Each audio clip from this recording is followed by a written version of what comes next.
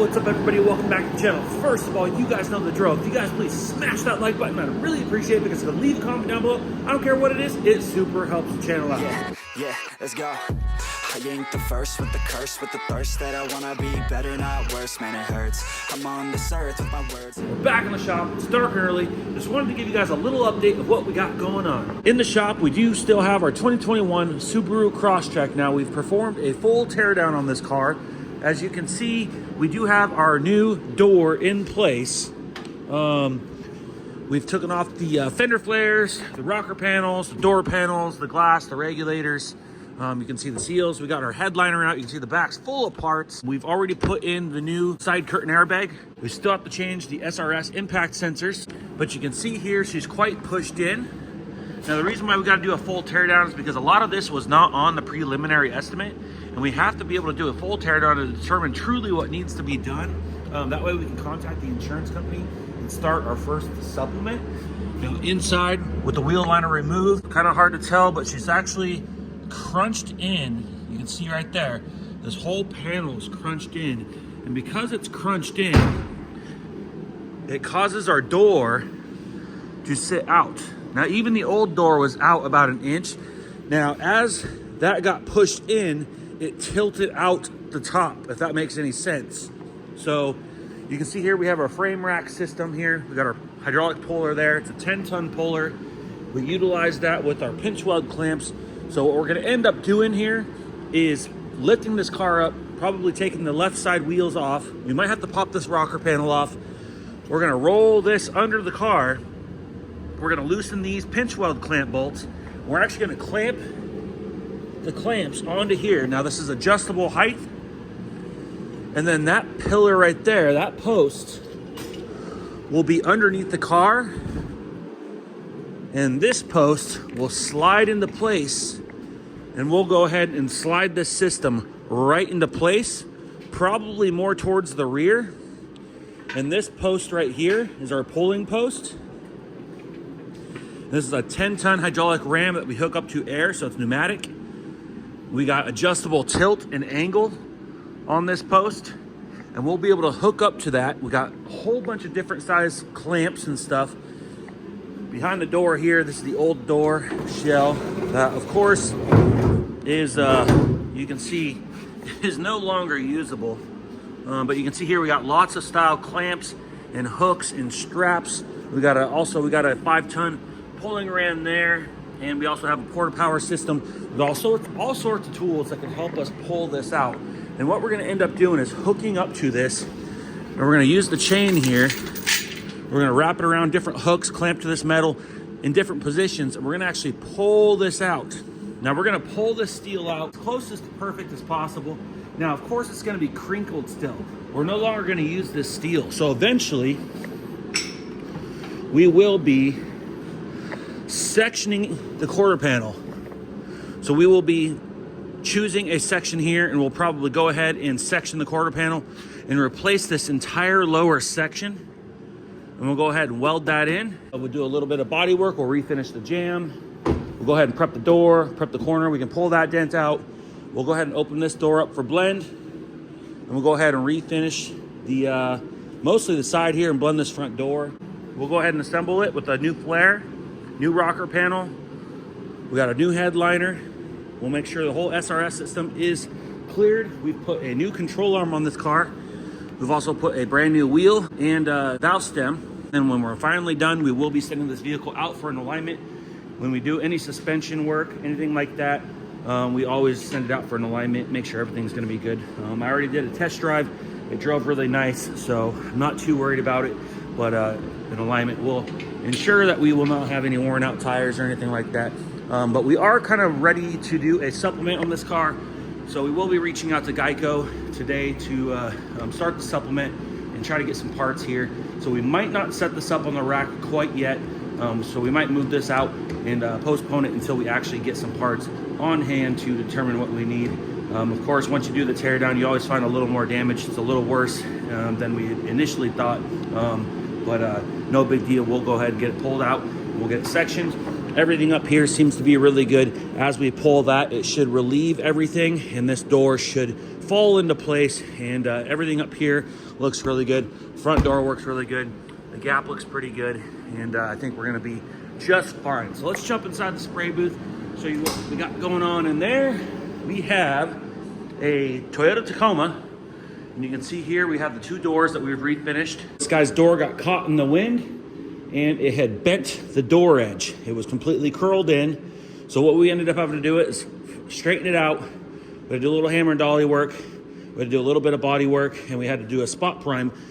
In the meantime, we also had a little bit of damage inside the door jamb reveal, so we went ahead and pulled apart the rubber seal, and we went ahead and refinished the back part of the door jamb first ahead of time. So we did that first thing on Tuesday, and then Wednesday we reverse masked it and had all the doors ready, and I went ahead and masked off this rear door section. We put our epoxy primer down.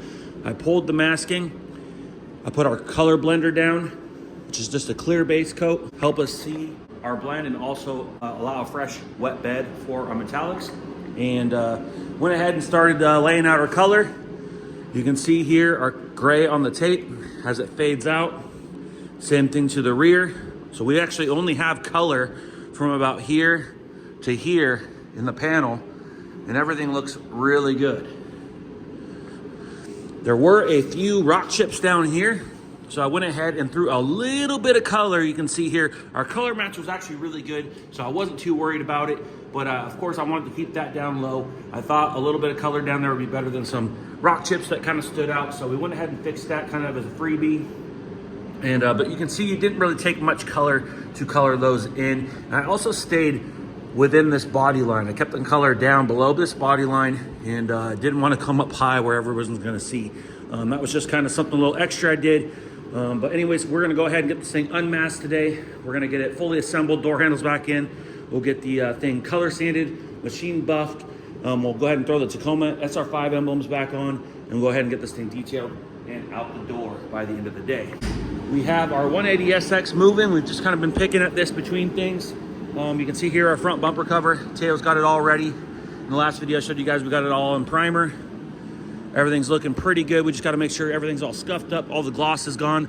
I'm going to go ahead and get this RAV4 bumper in the spray booth today. It's prepped and ready to go. We're going to paint that red. We have the front lip all prepped out. Teo did a great job doing that. We have a 370Z rocker panel already prepped out. This job's not even coming in for a few weeks, and it is already ready to go. The 180SX, you can see here, we still have the rear bumper intact, and Teo's been prepping it out, so we got to go ahead and finish scotch spreading this out carefully. That way we don't burn through the edges, because we do want to blend this bumper. And you can see here, we do have our door opened up for blend, and we're going to go ahead and finish the prep out on this. You can see here, I actually had some time blocked out the section right there. We just got to get the rest of it prepped out. We got to get the 3M tape off both sides and get this thing ready for paint.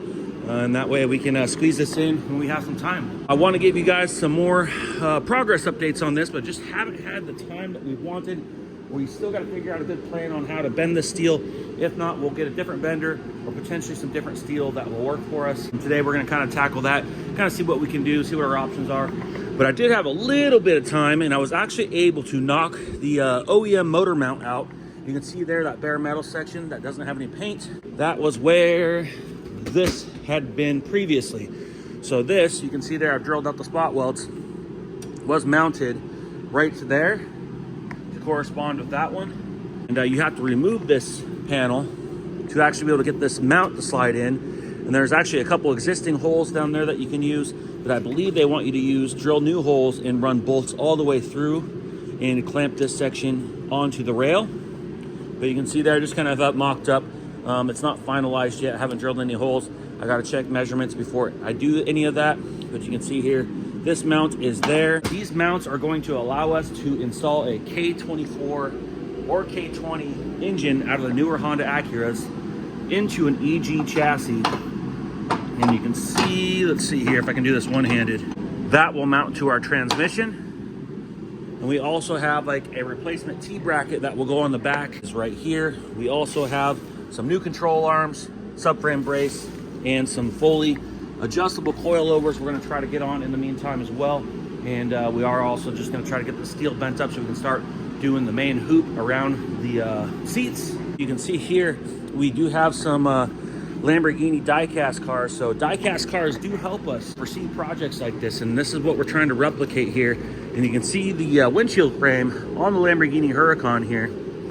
The A-pillar goes right in behind the front wheel, and if you look up, we've moved our windshield frame from here to look just like the Lamborghini Huracan. We've also got it low and wide, and you can see how much these rear quarters step out. You can see how wide we have our wheels already sitting out, and these are not the final wheels, but you can see here we're trying to definitely nail some of the main details from the Lamborghini. We got a Huracan, we've got an Aventador here, and a Veneno. We'll take characteristics from all three of these models, and we'll incorporate some of the best details that we want to capture the styling of a Lamborghini into this vehicle. I also got a couple 69 fastback Mustangs here going. You can see here they're in primer. Those hood scoops were not stock on this car. I'm trying to replicate Mikey's Mustangs that we actually did here in the shop. He's got a Boss 302 Mustang replica and a Mach 1 replica as well, and they both got hood scoops. So we are trying to replicate those. So I went ahead and built some hood scoops yesterday on those and shot some primer on these cars.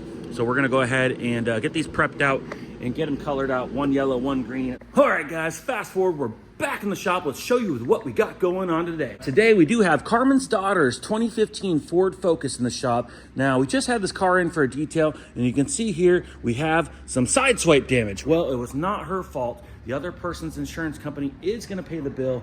It is just cosmetic. There's no frame damage here. You can see here pretty much end to end, from starting from the front bumper, we got a crinkled fender. So this fender's just going to come off. We're going to replace it with a good used OEM fender. The same thing with this door. This door will come off, good used OEM door. The rear door is repairable, so we'll go ahead and fix that up. And we got just a little bit of a scratch here on the quarter panel, and as well as the back of the quarter panel and the rear bumper. So we pretty much have to refinish half this vehicle, but it is just cosmetic. There's nothing wrong with the frame. Car still drives fine. We do have to replace the wheel. You can see here we got a little bit of a boo-boo going on there. But yeah, everything else looks pretty darn good. But unfortunately, the car just got sideswiped all the way down. So we're getting that going with the insurance company right now. We do have to do a couple of supplements on that because not everything was included on their preliminary. So we are doing a couple supplements with the insurance company to make sure all the damage gets accounted for. Now, we also have our Toyota RAV4 bumper. We have it refinished in 3R3 red. Now this is just a base coat formula. We thought it was going to be tri-stage originally, like the old Toyota paint code, which is 3R1, I believe. Which they used on Lexus, Toyota, which was a tri-stage red. This almost has the same exact effect in a base coat formula, so pretty cool. Bumper came out awesome. I believe this customer's gonna drop off tonight, so we can go ahead and throw it on there tomorrow, and we'll go ahead and send that down the road. I had a little chunk of his bumper, 4-color match, and we got a really good match, so this thing's gonna look awesome on there. We'll go ahead and get them fixed up and send it down the road. Today, I have a big task. I got to get this car in the booth. We got to get it blown off, masked up, and we got to get it painted. Now, I'm probably just going to paint the fender, the door, and the rear bumper today, and I might throw the front lip and the front bumper in tomorrow, but we'll see. I might try to squeeze it all in today. We'll see how much room I have in the booth, and we'll go from there. But yeah, we do got to do a little bit of a blend here, and like I was talking, and we got to do the blend on the rear. But we are going to get this thing blown off in the booth this morning, and we do have a couple other jobs coming in today. I believe I got a car that we got to do some tinted tail lights on, and we also have a Mini Cooper coming in for some cosmetic damage as well. So let's jump in the booth. You can see here we have our Nissan 370Z rocker panel. This is the used one that we got in. It had some cosmetic damage. We went ahead and repaired that. We went ahead and just refinished the whole thing already, guys. We had to cut in the door and the fender as well. This is a new fender and a used OEM door. This door was silver. So we went ahead and cut in the door ahead of time. So that way, when the car does arrive here in a couple of weeks, we can just go ahead and throw the door on, throw the fender on. The rocker panel doesn't even have to come back in the booth. We are gonna be refinishing the whole side. So this will go pop on as soon as we're done painting the side of the vehicle, which will be the fender, the door, and the rear quarter panel, because it's got a little bit of a scuff kind of like the Ford Focus out there, but we won't have to squeeze this in on the side. So sometimes the cars are in here, and then you gotta squeeze a rocker panel or a bumper cover on the side or the front, something like that. But doing stuff like this ahead of time can sure speed the process up when the job is here, plus make it super easy and gets the job just going, and can really make a job like this come in and potentially leave within the first 3 or 4 days. Let's jump out into the project bay and show you guys an update on our custom project that we got going on here, guys. I don't have a name for this thing yet. We're still trying to think of a name, but we're gonna come up with something soon. If you guys have been watching the videos, you guys know that we took a 95 Honda Civic Coupe, we've chopped it up, and we're trying to make something crazy out of it. Something kind of like a supercar. So we're trying to make something just fun, crazy, unique. And you can see here, we have our billet control arms on. We have our subframe brace. We went ahead and replaced the suspension with full adjustable coilovers. They're adjustable dampening. You can see there, got the little cap on it. But I had some time, so we went ahead and squeezed the new suspension in there. You can see there, she's looking good, guys. You can see there, we got the new coilovers up front as well. And super pumped to get the stance. Before we start constructing this thing, we really need to have the stance correct. We have to have the wheels, the tires, everything kind of in position. That way we can kind of build around that versus we don't know how wide we're gonna be, we don't know how low we're gonna be, so we really wanted to make sure that we kind of have the stance down. Plus, it's just one thing off the checklist. You can see there, we have our motor mounts in place. Now, I still have to install the adapter plate, which is this. So this will go onto the subframe there. So this will mount on the subframe where the existing motor mount used to go. And then we have this billet mount right here, which will be mounted like this, and then this will go like that on the back side of the engine. We have lots of steel down here. We have a pipe bender, we got saws. We're getting ready to start constructing the roll cage section of the vehicle, and we're really gonna have something pretty cool here, and we're just gonna start designing. We're gonna have some fun with it. I hope you guys enjoy the videos. We appreciate everybody rocking with us, everybody that's here for the Diecast videos, in the shop videos. I know they're not crazy, but we like giving you guys some updates of what we got going on. We appreciate all our subscribers, anybody that comments, anybody that thumbs up the videos. We appreciate you guys here, and you guys are the reason we do these videos. So anyways, if you guys can, click the thumbs up, leave a comment down below. If you guys haven't yet, hit that subscribe button, and we'll see you on the next one. Ooh, like LeBron, though, or like Lonzo. Ooh, I'm a baller, yeah, shot caller, yeah. They love me, you can't touch me, nah, can't.